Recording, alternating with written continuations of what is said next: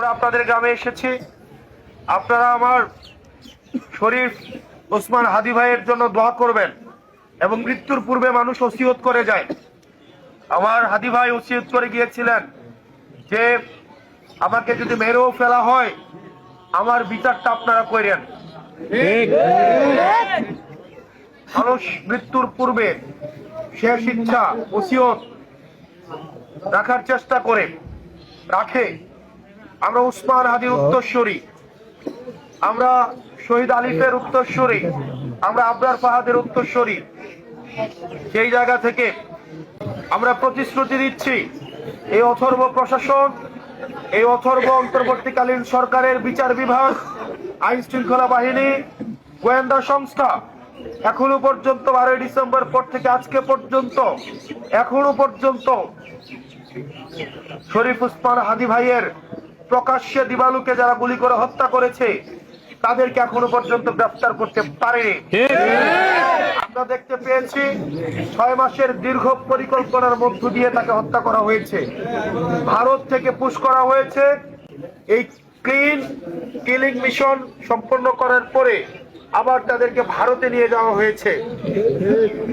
আপনারা একবার ভাবেন তো, আপনার পাশের বাড়িতে যদি আপনার শত্রু, আপনার চোর আপনার বাড়িতে সবসময় আক্রমণ করে, এমন কাউকে যদি আপনার পাশের বাড়িতে আশ্রয় দেওয়া হয় তাহলে পাশের বাড়ির প্রতি আপনার মনোভাব কেমন হবে?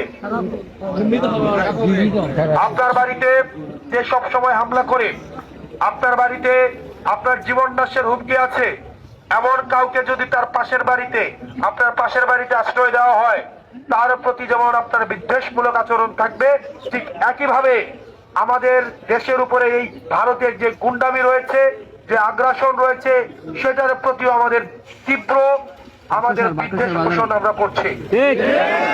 আমরা ভারতের প্রতি আহ্বান জানাবো, সম্পর্ক হবে ন্যায্যতার ভিত্তিতে, সম্পর্ক হবে ইনসাফের ভিত্তিতে, সম্পর্কে হবে আপনার জনগণের সাথে আমার জনগণের। ভারত যদি আওয়ামী লীগের দৃষ্টিতে বাংলাদেশকে দেখার চেষ্টা করে তাহলে এটি হবে এই প্রজন্মের সবচেয়ে ভুল রিডিং। ভারতকে আহ্বান জানাবো, আপনারা বাংলাদেশের জনগণকে আপনারা জনগণের দৃষ্টিতে দেখেন, আওয়ামী লীগের দৃষ্টিতে না। আমরা এই শরীফ ওসমান হাদি ভাইয়ের বিচার নিশ্চিত না হওয়া পর্যন্ত আমার ভাই জাবের, আপনারা দেখছেন গতকাল 28তম দিন পর্যন্ত জাবের আমার হাদি ভাইয়ের হত্যার বিচারের জন্য আমাদের এই যে তার লড়াই চালিয়ে যাচ্ছে। শুধুমাত্র লড়াই শাহবাগ কেন্দ্রিক না, এই লড়াই টেকনাফ থেকে তেতুলিয়া, রূপসা থেকে পাথুরিয়া, প্রত্যেকটি গ্রামে গঞ্জে, প্রত্যেকটি পথে প্রান্তরে, প্রত্যেকটি মানুষের কাছে পৌঁছে গিয়েছে এই বিচারের দাবি। আমরা যখন মানুষের কাছে যাই, মানুষের এখন প্রধান ম্যানিফেস্টো হয়ে উঠেছে যে হাদি ভাইয়ের হত্যার বিচার হইতে হবে। এই হাদি ভাইয়ের যে হত্যাকারীরা আছে, যারা প্রশ্রয় দিয়েছে, যারা পরিকল্পনা করেছে, তাদের প্রত্যেকের বিচার নিশ্চিত করতে হবে।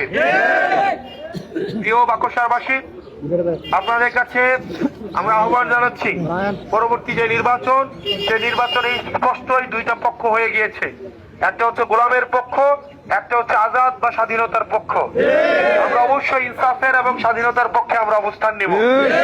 আমরা আমাদের দুর্নীতিবাজদের বিরুদ্ধে অবস্থান নিব, চাঁদাবাজদের বিরুদ্ধে অবস্থান নিব। যারা ঋণ খেলাপি করে জনগণের টাকা মেরে দিয়ে, যারা বিলাসী জীবন যাপন করে নিজের সন্তানকে বিদেশে লেখে পড়াশোনা করায়, আমরা সেই সব ঋণ খেলাপিদের বিপক্ষে অবস্থান নিব। জনগণের টাকা মেরে দিয়ে জনসেবা করার কোনো প্রয়োজন নাই। প্রয়োজনে ভিক্ষা লাগলে জনগণের কাছে আসুন, আমরা ভিক্ষা তুলে দিয়ে সেই টাকা পরিশোধ করার ব্যবস্থা করব।